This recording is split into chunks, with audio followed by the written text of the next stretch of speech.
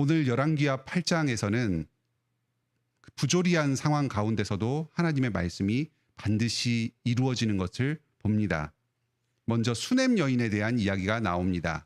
엘리사에게 대접해서 하나님의 사람과 교회를 공경한 여인이었습니다. 이스라엘에 7년 동안의 긴 가뭄이 들었습니다. 하나님께서 이 여인을 불쌍히 여기셔서 다른 곳으로 피신하여서 가뭄을 견디도록 하셨습니다. 이 여인에게는 큰 시험이 되는 말씀이었습니다. 지금 자기가 이스라엘 땅의 작은 전토를 가지고 그것을 일구어서 살고 있는데 7년 동안이나 그 자리를 비워서 다른 지역에서 거주하면 자기가 이 땅에서 일군 땅과 재산들이 어떻게 될지 모르는 상황입니다. 자기를 지켜줄 만한 사람도 없고 과부로서 아무런 힘도 없는 연약한 자기의 재산을 다른 권력자들이 탐을 내어서 빼앗아 간다 하더라도 그것을 다시 돌려받을 수 있는 방법이 요원한 상황이었습니다. 하지만 하나님께서는 말씀하십니다. 다른 곳으로 가라. 가뭄 동안 보호해 주겠다. 뒷일은 아무 걱정하지 말아라. 이 여인은 하나님의 말씀을 신뢰하고 나아갔습니다. 안전하게 보호받았습니다. 7년 뒤에 다시 돌아옵니다. 그때의 상황은 7년 전에는 아무도 예상할 수 없는 것이었습니다. 하지만 하나님께서 그 여인이 돌아올 그 상황을 시점을 예상해서 왕과 엘리사의 사환 게하시가 그 여인에 대한 대화를 나누도록 하셨습니다. 여인이 우리 사람의 생각으로는 언제 돌아올지 아무도 예상할 수 없었지만 하나님께서는 미리 그 시기를 예측하셔서 그 직전부터 왕이 그 여인에 대해서 대화를 나누도록 섭리하신 것입니다. 여인이 돌아왔을 때 자기 땅을 요구합니다. 그때 이미 여인은 엘리사와 이 여인 사이에 있었던 일을 다 알고 생생하게 지금 대화를 나누던 중이었기 때문에 이 여인을 대접하고 보호하고자 하는 마음이 일어났습니다. 왕의 신하를 시켜서 그 땅을 안전히 돌려주셨습니다. 이렇게 우리가 하나님의 말씀에 순종할 때에 미래의 상황이 막막하고 두렵고 보이지 않는 것처럼 생각할 때가 있습니다.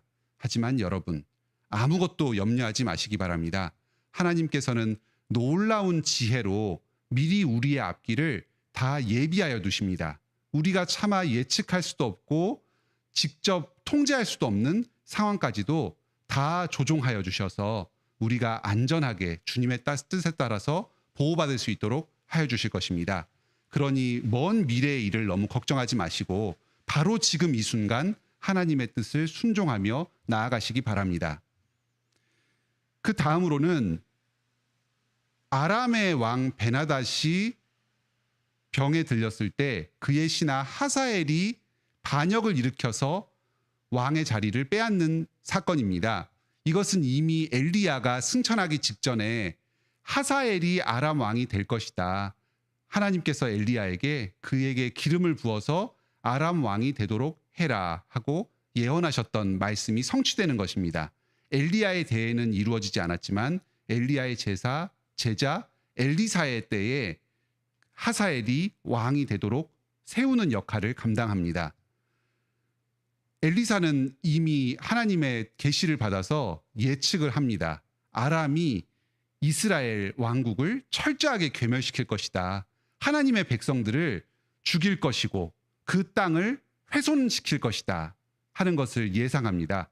하지만 그러한 비극적인 사건을 예상하면서도 하나님의 말씀에 따라서 이 하사엘을 아람 왕으로 세우는 일에 동참합니다. 순종하여서 그에게 하나님의 뜻을 전하여 줍니다. 하나님께서 베나닷 왕의 병은 낫게 해주실 것이지만 결국은 하사엘의 반역을 통해서 죽게 하실 것이다 말씀을 전합니다. 엘리사의 심정은 참 말할 수 없이 비통한 것이었습니다. 내가 이 이스라엘 백성들의 비극과 불행에 동참해야 하는가? 내가 이 사람을 왕으로 세우면 이 사람이 우리 백성들을 공격하고 멸망시킬 것인데 내가 이 일에 동참해야 하는가? 하지만 하나님의 뜻에 순종했습니다.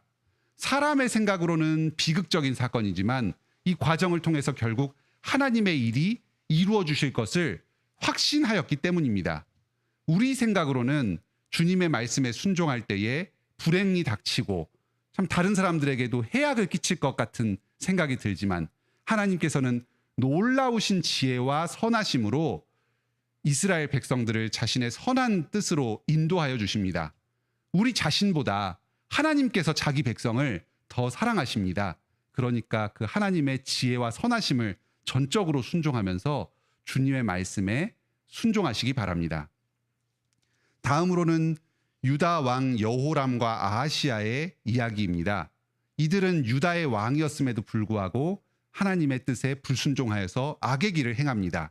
통치자들이 이렇게 악한 길을 행했는데 하나님께서는 이것을 방관하시는 것처럼 보입니다. 그냥 내버려 두시는 것처럼 보입니다. 하나님의 공의가 어디에 있는가? 하나님께서는 왜 이 세상 가운데서 불의가 판을 치는 것을 그냥 목도하고 계시는가? 인간적인 생각으로는 그런 마음이 들 수 있습니다. 다윗과의 약속을 지키시기 위해서입니다.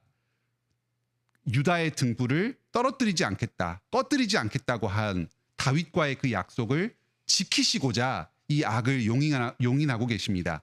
유다의 왕들이 회개하도록 기다리고 계시는 것입니다. 기회를 주시는 것입니다.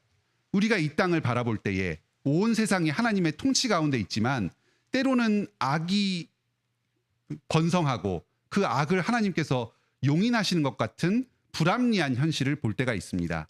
하나님께서는 도대체 어디에 계시는가? 하지만 그 상황 가운데서도 주님께서는 자신의 뜻을 이루고 계십니다. 주님의 선하심을 드러내시면서 그들이 회개할 기회를 주고 계십니다. 자기의 약속을 신실하게 지키고 계십니다.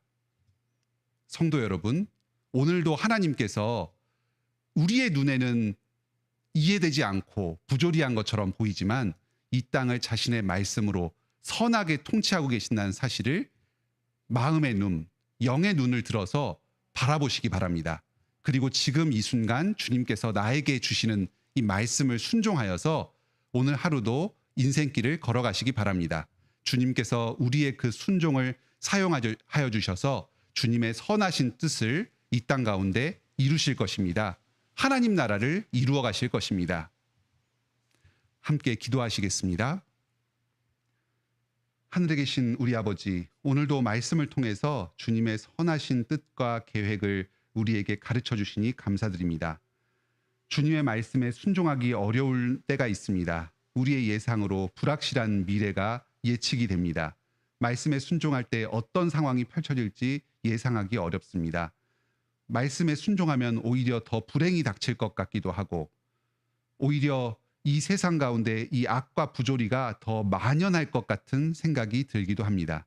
하지만 하나님의 지혜는 우리보다 높으시며 하나님은 참으로 선하신 분이십니다. 주님의 온전하신 뜻과 자비하심으로 지금도 이 세상을 통치하여 주십니다. 주님의 이 성품을 의지하고서 오늘도 저희가 저희에게 맡겨진 말씀을 순종함으로 나아가게 하여 주시옵소서. 저희의 순종을 통해서 주님의 뜻이 이 땅 가운데 이루어 주시옵소서. 오늘도 저희 성도들이 기도 제목들을 가지고 주님 앞에 나와왔습니다. 저희가 이 제목을 주님께 구할 때에 저희의 기도를 들으시고 응답하여 주시옵소서. 저희의 삶을 통해 주님의 뜻을 이루어 주시옵소서. 예수님의 이름으로 기도드립니다. 아멘. 오늘도 은혜로운 기도 시간 되시길 바랍니다.